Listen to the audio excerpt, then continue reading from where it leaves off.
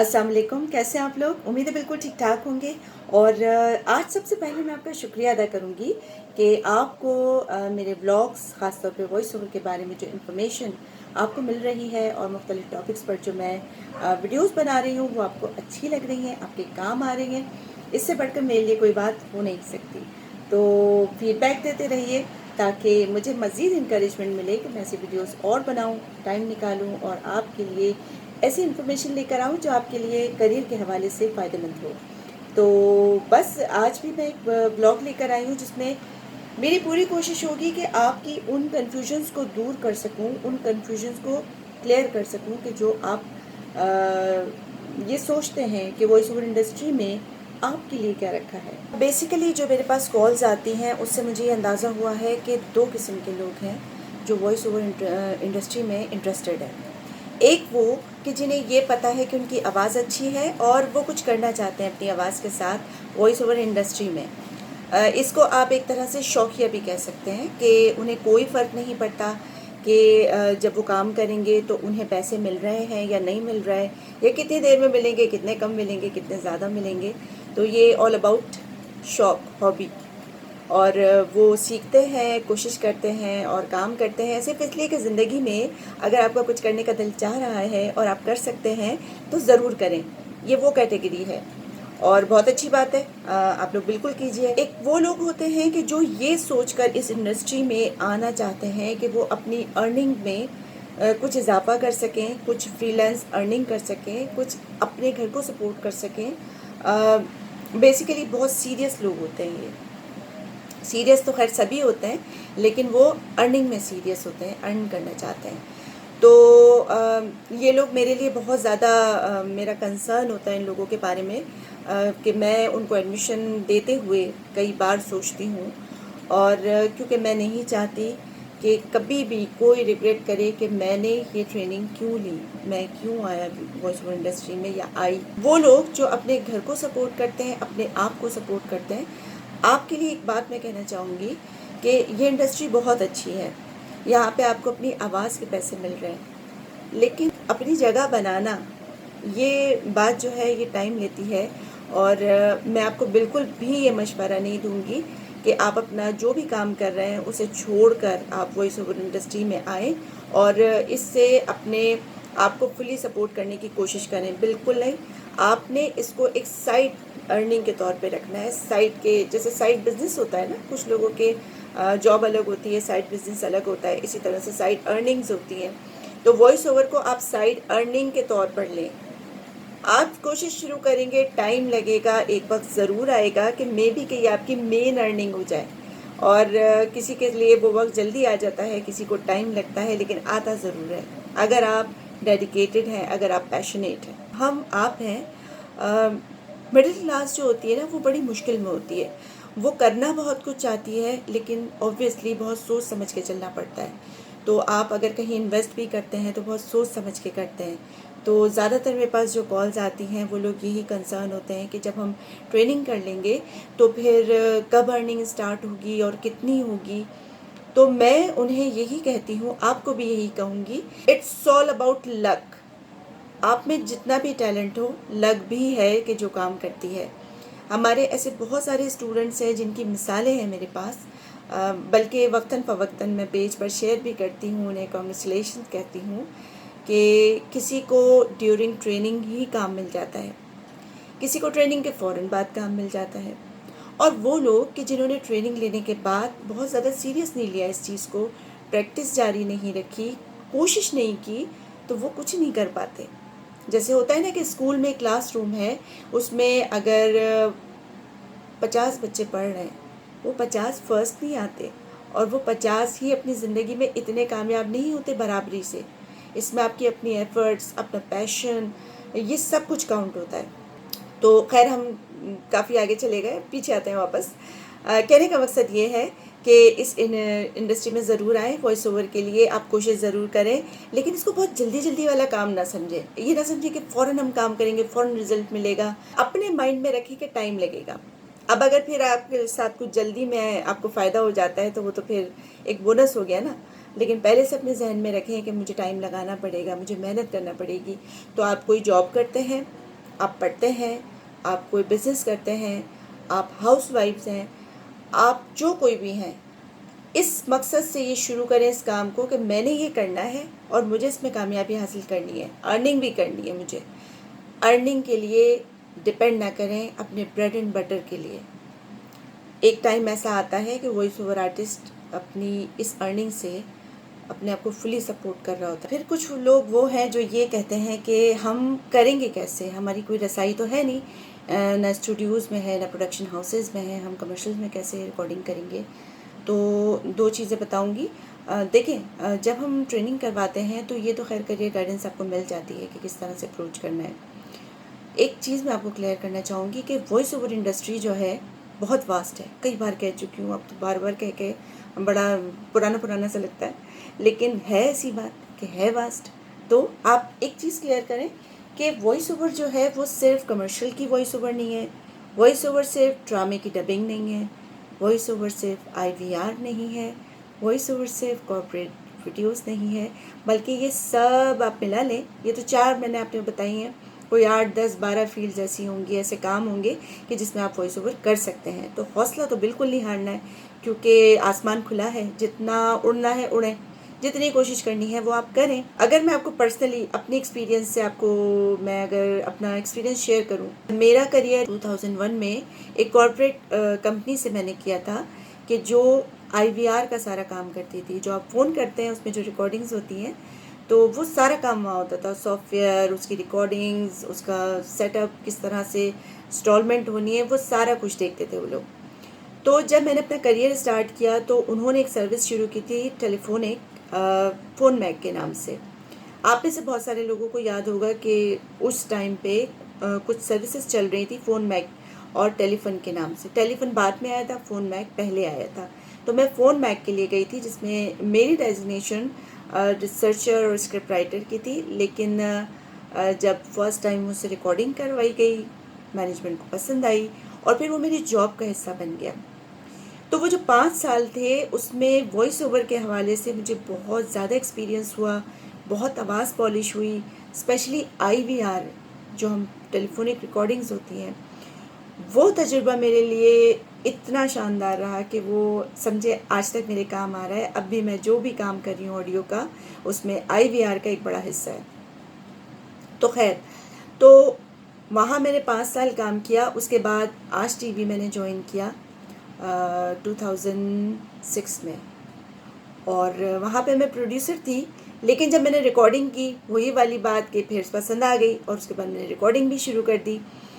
आज TV में मैंने बहुत रिकॉर्डिंग की। वो न्यूज़ चैनल था तो उसके बुलेटिन्स में रिपोर्ट्स चलती थी, वो बहुत सारी रिकॉर्डिंग की। फिर जब मैंने जियो ज्वाइन किया, जहाँ पे मैंने 10 साल तक काम किया है, तो जियो के, वैसे तो मैं न्यूज़ प्रोड्यूसर थी और न्यूज़ के डिपार्टमेंट में होती थी, बट क्योंकि मैं वॉइस ओवर करती थी तो मुझसे हर डिपार्टमेंट के लिए वॉइस ओवर करवाई गई इस पूरे अरसे में, जिसमें न्यूज़ है, इंफोटेनमेंट है, एंटरटेनमेंट है, इसमें न्यूज़ पैकेजेस हैं, प्रोमोज़ हैं, प्रमोशनल पैकेजेस हैं, स्पेशल डेज़ की जो रिपोर्ट्स होती हैं वो हैं, ये सारी करी। एक वक्त में महसूस होने लगा था कि म्यूजिक के मतवाले ये गाना सुनना कभी नहीं छोड़ेंगे। लुइस फॉन्सी के जनवरी में रिलीज हुए गाने डेस्पासिटो को अब तक यूट्यूब पर 4 अरब से ज्यादा बार देखा जा चुका है। 50 मीटर की बुलंदी पर हसीन नजारे करते हुए खाना यकीनन दिलचस्प तजुर्बा है, लेकिन अगर आपका दिल है कमजोर तो फिर इस एडवेंचर का सोचे भी ना।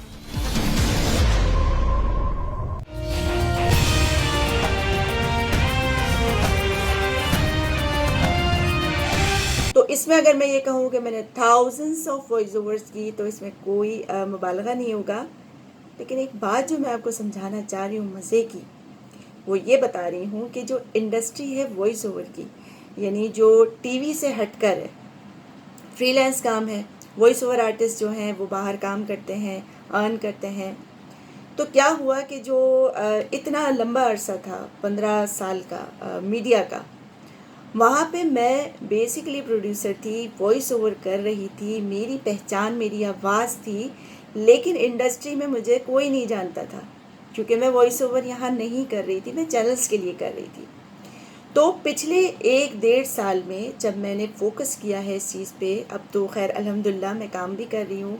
कुछ क्लाइंट्स ऐसे हैं जो मुझसे रेगुलर वॉइस ओवर करवा रहे हैं, तो इसके लिए मैंने भी एफ़र्ट की है। मैं शबाना सैयद हूँ, मीडिया में लोग जानते होंगे, बट मुझे फ़ील्ड में तो नहीं जानते थे कि ये वॉइस ओवर आर्टिस्ट भी हैं। तो उसके लिए मैंने भी बहुत मेहनत की है। तो इस तरह आपको भी मेहनत करना होगी।